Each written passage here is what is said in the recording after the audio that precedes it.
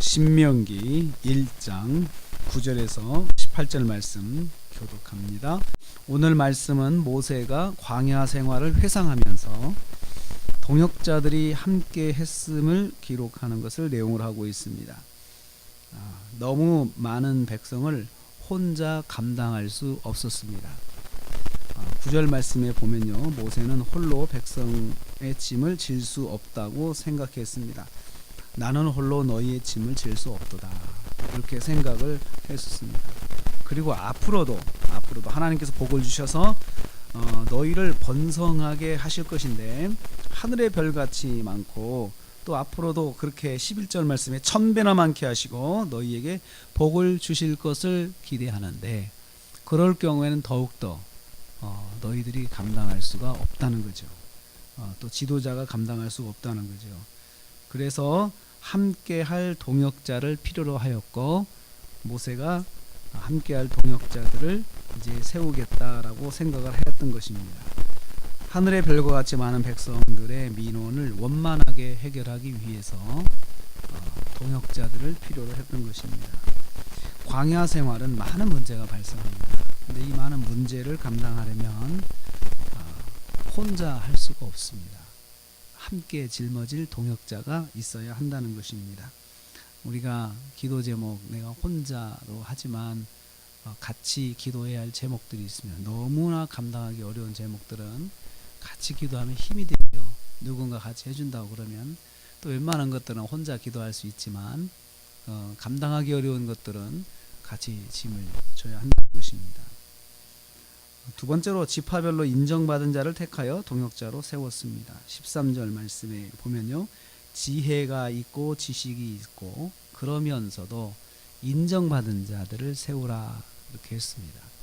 동역자들을 세울 때, 공동체 안에 세울 때 아무나 세우지 말고 기준이 있습니다. 지혜와 지식이 있어야 하고, 그러면서도 인정을 받아야 되는 거죠. 그냥 지혜와 지식이 있으면서도 이기적이고 또 자기만 알고 이런 사람을 세우지 말고, 인정받은 사람들이 참 저 사람은 괜찮아 라고 인정을 하는 사람을 세워라. 이것을 백성들이 추천하고 모세가 이제 최종 결정을 한 것입니다. 그러니까 백성들이 같이 살면서 저 사람은 그렇게 하면 참 좋겠다, 우리의 지도자가 되면 좋겠다, 이렇게 인정한 사람을 세우라는 거죠. 그들이 작은 문제를 이제 해결하도록, 작은 민원들을 해결하는 사람들로 이제 세워진 것입니다. 그래서 1000부장, 1000명을 감당하는 사람, 100부장, 100명의 리더, 또 50부장, 50명의 리더, 10부장, 그리고 가장 작은 이제 조장까지 합쳐가지고 이렇게 조직을 작은 그룹에서부터 자기들끼리의 문제를 그 안에서 해결할 수 있도록 그렇게 지도자를, 동역자를 세우게 한 것입니다. 사실은 모세가 해야 할 일인데, 모세 대신에 모세처럼 권위를 가지고 일을 감당할 수 있는 동역자를 세운 것입니다. 중간 지도자입니다. 동역자는, 지도자는 작은 그룹의 리더라도 공동체 안에서 인정받은 자를 세워야 합니다. 인정받은 사람, 그래서 공동체 안에서 추천을 해가지고 이제 인정받은 사람이 세워지게 되는 것이죠. 이것이 곧 모세가 자기 동역자들을 세우는 기준이었습니다. 인정받은 자와 함께 했습니다. 그리고 세 번째로 재판은 이제 그 지도자들이 재판을 공정하게 할 것을 기준을 정해줬습니다. 위임을 하되 기준을 정해줬어요. 이렇게 해야 한다. 그래야 내가 한 것과 똑같은 효과가 있을 것이다 라고 말을 했습니다.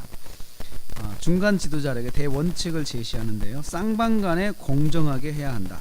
쌍방간에 공정하게, 16절 말씀이 공정하게 판결해라. 그리고 타국인이라도 공정하게 해라. 외국인이라고 해서 그렇게 특별하게 또 불이익을 주지 말고 똑같이 해라. 그래서 이스라엘 공동체가 참 공평한 공동체의 기준이 있었어요. 그래서 이방인이라고 해서 따로 좀 불리하게 한다든가 그러지 않게 했죠. 그래서 이때부터 이방인에 대한 그 공평한 대접을 하나님께서 하신 거예요.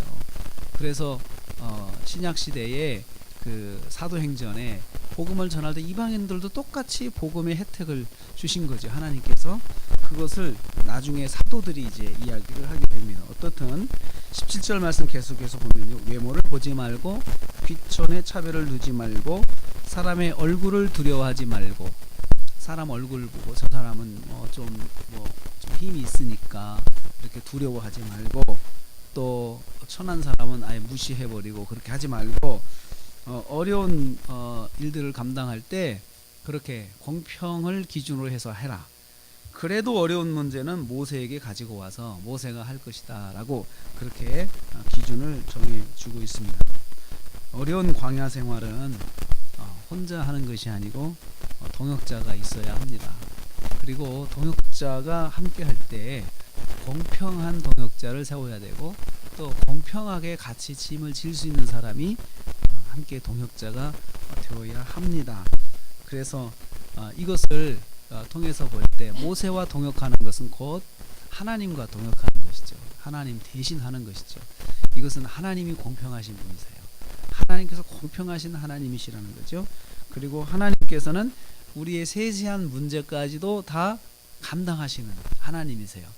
세세한 문제까지도 하나님은 다 아시고 보신다는 것이죠. 그래서 우리가 어떤 세세한 문제도 하나님께 기도할 수 있는 것은 이스라엘 공동체를 돌보시는 하나님께서 이렇게 100부장, 50부장, 10부장, 조장, 1000부장 이렇게 세워가지고 세세한 문제들을 관리하게 하신 것이 곧 하나님의 마음입니다. 그래서 오늘도 우리가 하루를 시작하면서 하나님은 나의 세세한 문제까지도 다 아시고 또 간섭해 주신다. 그래서 내가 이러한 문제도 다 기도할 수 있습니다. 세세한 것도 다 개인적으로 기도할 땐 하나님께 얼마든지 기도할 수 있습니다. 그래서 오늘 하루 사시면서 세밀한 문제, 작은 것도 하나님께 고하여서 하나님께 응답받고 하나님의 인도하심을 받는 하루가 되시기를 주님의 이름으로 축복합니다.